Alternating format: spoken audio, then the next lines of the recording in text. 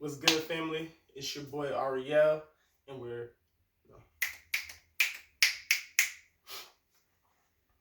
what's good, y'all? It's your boy Ariel, and welcome to Money Management. I'm starting a new series, uploading a video weekly, basically for all of our financial well-being, right?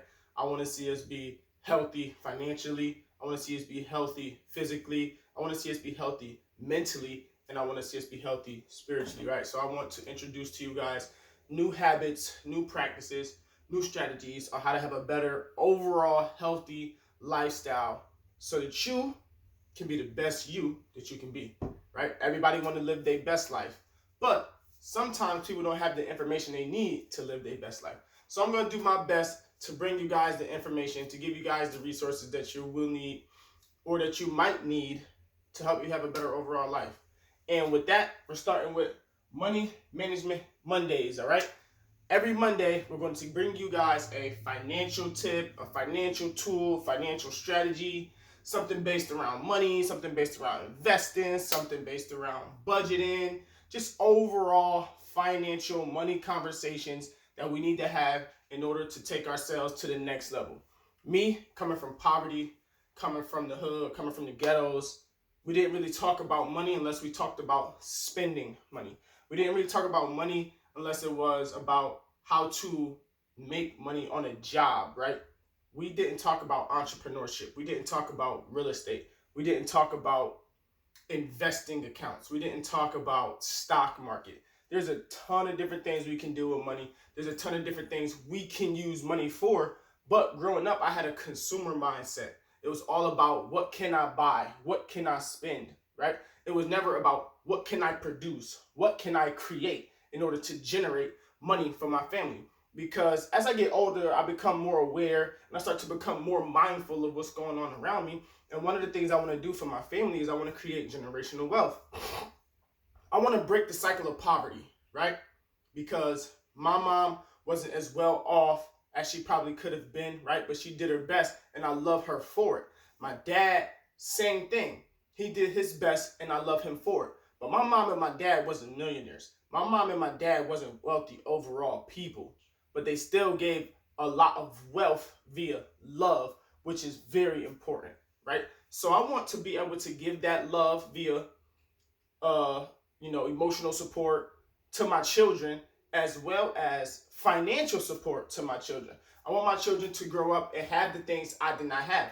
I want my children to grow up and experience the things I did not experience. I want my children to grow up and have the education and the information that I did not have growing up. So it's up to me to plant that seed inside my children and water it and let the Most High get the increase, okay? So the only way I can do that is if I get educated myself, right? If I want my kids to be educated, I gotta get educated. That means I gotta sacrifice, I gotta read, I gotta learn, I gotta get a mentor, I gotta do tons of different things to help my experience and my knowledge, right? So that I could pass it on to my children. Same thing with money. Like I said, I want to break generational curses. I want to break generational poverty as a cycle, not just for my family, but for other families as well. And one way we can do that is with talking about money, learning about money, and using money to our advantage instead of our disadvantage, right? Because when you spend, you constantly giving away. And when you save, you're doing good. But if your money is not working for you, then you're not doing great. So let's go from being good savers to being great investors or good investors and allowing our money to make money for us so we can leave a legacy. We can leave something to our children. It's a tall task, but God made you taller. So anyways, it is Money Management Monday. It's December 16th. We're going into 2020 doing Money Management Mondays every Monday. And I'm not starting January 1st. I'm starting right now. Because you know what they say, the best time to start a business is what? 20 years ago, right? But the second best time to start a business, the second best time to start an activity, the second best time to start your entrepreneurial endeavors or your educational endeavors, your hair journeys, your business journeys is right now. So I'm starting right now. And we're going to talk about your holiday budget because we already know Christmas is coming up. Me, personally, I don't do the Christmas thing, but I do Hanukkah. So I give gifts to my children on Hanukkah as well, as some people give gifts to their children on Christmas and all of the other days, holidays coming up, New Year's, etc., Valentine's Day in February, all of those things, right? So we're going to talk about having a holiday budget, okay? Because sometimes the holidays turn us into some greedy consumers, like overbearingly concerned with buying gifts and spending lots and lots of money, which sometimes is not very beneficial to our success. It's not very beneficial to our habits of saving, right? Some people deplete their whole savings on Christmas and New Year's. It like goes down the drain. Some people save all year specifically for Christmas and New Year's alone. So then after New Year's, you go into the 2020 year, you go into the next year broke. You go into the next year with bad spending habits. You go into the next year with no idea where your money went or how did it get there, why it went there, right? We're very unaware of the things that we do, but now we bring in mindfulness into the equation. Now we're being more aware, we're being self-aware, and we're going to do better with our financial habits, with our spending habits, right?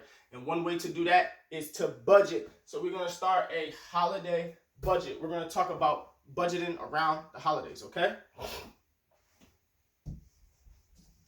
We're going to talk about budgeting around the holidays so you can help manage your money and you won't go broke buying gifts that your children won't use in the next 2 years. You're going to buy a ton of gifts this Christmas that are going to be broken in 6 months. You're going to buy a ton of things this Christmas which is going to be broken next year. You're going to be lost. Somebody's going to steal it. It's going to end up at somebody's house and you don't even know where it's at. But yeah, you spent your hard-earned money that you worked hard for all year to give your gifts, to give your children the gift of smiles, happiness, joy, and laughter. And in 6 months, it's gone. So you might not want to do that again this year, right? You want to break cycles, right? Like if the cycle is going in a circle, you don't want to keep going in a circle. You want to make a shift outside the cycle, right? You want to move away from the things that you've been doing so that you can give your children the gifts, but also keep some money in your pocket as well. So one thing to do when it comes to the holidays is create a holiday budget. You want to create a holiday budget. Get a pencil, paper, title it Christmas expenses or holiday shopping, and give yourself a limit. Whether it's $500, $1,000, $1,500, $15,000, depending on how much money you make. It is some millionaires out here, and they gifting people thousands of dollars worth of gifts. I ain't one of them, but there's some people out here who might. But for you, figure out what your Christmas budget is. Figure out what you're going to spend for Christmas, New Year's, whatever. If it's a birthday coming up, or if you got a significant other, whatever. Figure out your budget and stick to it, okay? Figure out your number. What is your number? Is it 500? Is it 300? Is it 100? And make it based around your income. Make it based around your monthly expense budget, because everybody has a monthly expense budget with the groceries, car note, cable, rent, telephone bill, car note, insurance, whatever, right? So you should have your list of monthly expenses, and then you should see how much money you have left over after your monthly expenses, and then create a budget based around that. What you don't want to do this holiday season is go into tons of credit card debt. Some people take out tons of credit cards just so they can buy their kids gifts that they can lose and not have next year. Let's say they have the gift. It's a great gift, an awesome gift, an amazing gift. They're not going to use it their whole life. They're not going to use it for the next 10 years. If you give a gift that's going to last 10 years, 2 thumbs up to you. That's great. But most of the times, that's not how it works. So be mindful of that and don't go into credit card debt over the holidays, okay? So, 2, no credit card debt. All right, we're getting out of debt. That means no new credit cards. Do not take out a new credit card with the interest rate at 29.9, all of that, whatever interest. Don't do that. Stay away from credit cards. If you cannot afford it, it's okay. Okay? That's number 3 right there, as a matter of fact. Can't afford it, it's okay. You know why? Because in 2020, you're going to start that business. In 2020, you're going to get that new job. In 2020, you're going to get that raise, right? So when you get more money, next year Christmas comes around, you'll be able to afford new things. But in 2019, when this Christmas comes, if you can't afford it, you can't afford it. Don't be mad at yourself. Don't beat yourself up. Don't get down on yourself, all right? Make sure that you be okay with yourself. Be kind to yourself. Be happy about what you can afford and stop putting so much emphasis on what you cannot afford. Be grateful for what you have. Be humble for where you are at and what you can give instead of the things that you cannot give. Don't focus on the things that you cannot give. Focus on the things that you can give. Your love, your appreciation, your time, your energy, and your money. You're going to give them gifts. Your children are going to love you regardless. Children do not understand finances, right? Are you a child? No, you are not a child. You are an adult. Children go based on emotion and feelings because they cannot control themselves.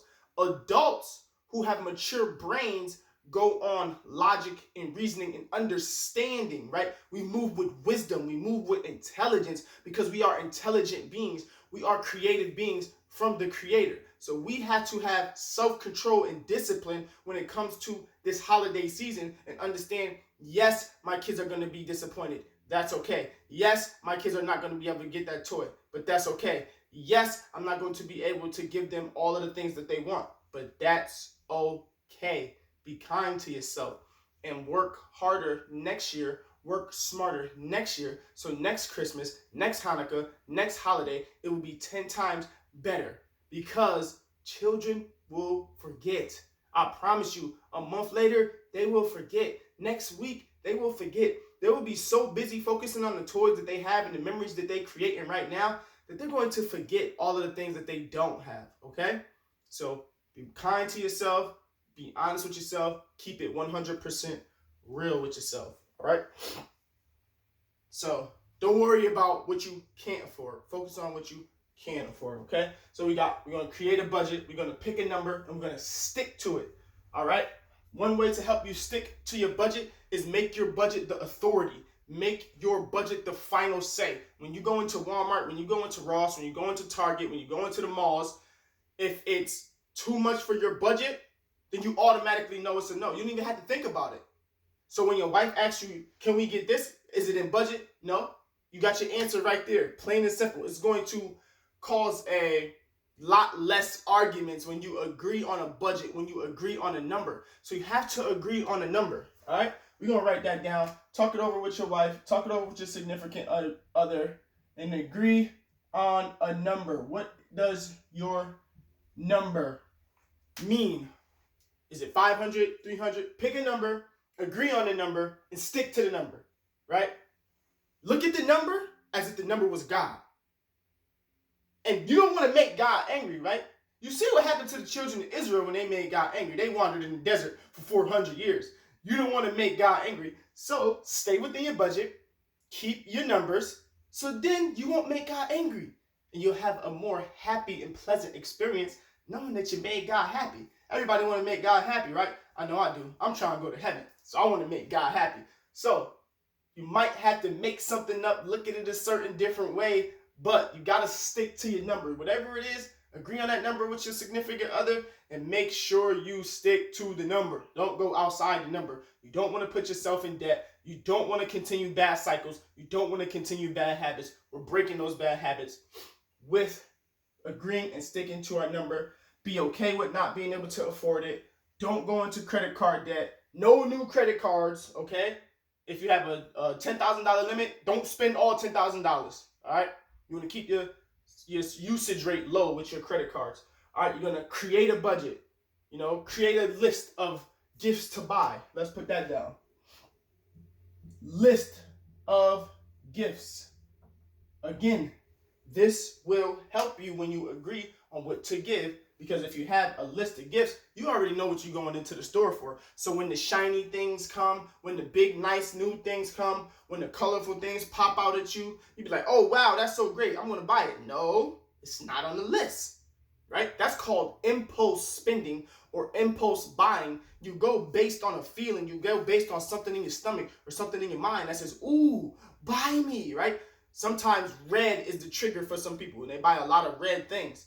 And they don't know why they buying all of these red things. Well, you might have some type of connection to the color red. It's psychology. Learn about your numbers and colors as well, because these businesses use psychology to get us to buy a lot of different things, okay? So we're going to make a list of gifts for our children. What do your children want? Ask them. Sit them down. Talk to them. Go over the list. Create your list. And voila. You have a more simple and free Christmas shopping, holiday shopping, Hanukkah shopping list. Okay? It's your boy Ariel, and that's all we got for this Money Management Monday. We're going to make a holiday budget. We're going to stick to it. All right? We're going to make a list of items. We're going to agree on a certain number. We're not going into credit card debt. We're not borrowing money from friends also. And we're going to create, a budget. After your monthly expenses, what do you have left over to put towards Christmas, Hanukkah, etc., etc.?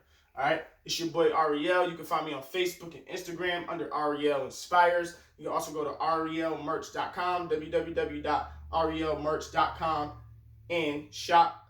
Get yourself a t-shirt with a positive message on it. I'm all about spreading positivity, positive energy. I'm trying to help everybody stay happy. I'm trying to help everybody live their best life. All right? Y'all have a great day. Remember, conquer the day.